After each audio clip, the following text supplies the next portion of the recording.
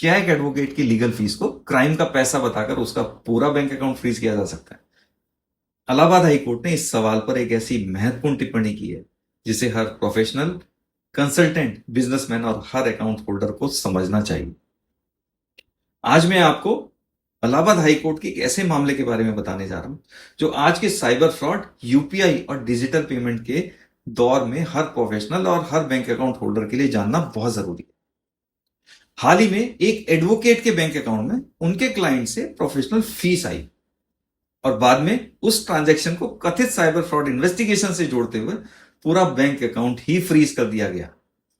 अब जरा सोचिए, आपने अपना प्रोफेशनल वर्क किया, लीगल सर्विसेज दी, अपनी मेहनत की फीस ली और अचानक आपका पूरा बैंक अकाउंट फ्रीज हो गया। लेकिन जब मामला इलाहाबाद हाई कोर्ट पहुंचा तो कोर्ट ने दो महत्वपूर्ण बातें कही। पहली बात, हर व्यक्ति को अपनी पसंद का एडवोकेट रखने का कानूनन अधिकार है। अगर किसी एडवोकेट ने ईमानदारी से अपने प्रोफेशनल सर्विसेज दी हैं और उसकी लीगल फीस उसे मिली है तो सिर्फ इसलिए कि उसका क्लाइंट किसी अपराध की जांच या आरोप के दायरे में है तो उस प्रोफेशनल फीस को अपने आप क्राइम का पैसा या प्रोसीड ऑफ क्राइम नहीं माना जा सकता।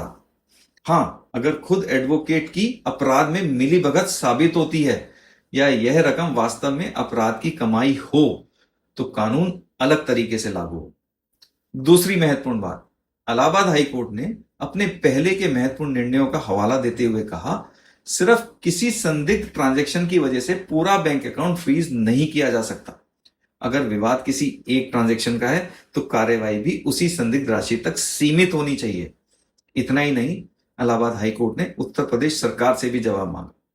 कोर्ट ने पूछा, ऐसी व्यवस्था कैसे बनाई जाए कि साइबर क्राइम की जांच भी प्रभावित ना हो और बिना उचित आधार के बैंक अकाउंट फ्रीज करके न्याय व्यवस्था और नागरिकों के अधिकार भी प्रभावित ना हो।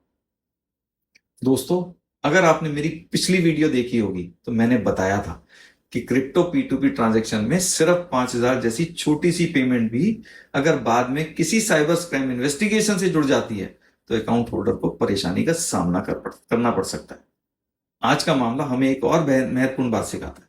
हर संदिग्ध ट्रांजैक्शन का मतलब यह नहीं होता कि अकाउंट होल्डर भी अपराधी है, लेकिन हर डिजिटल पेमेंट को हल्के में लेना भी बहुत भारी गलती है।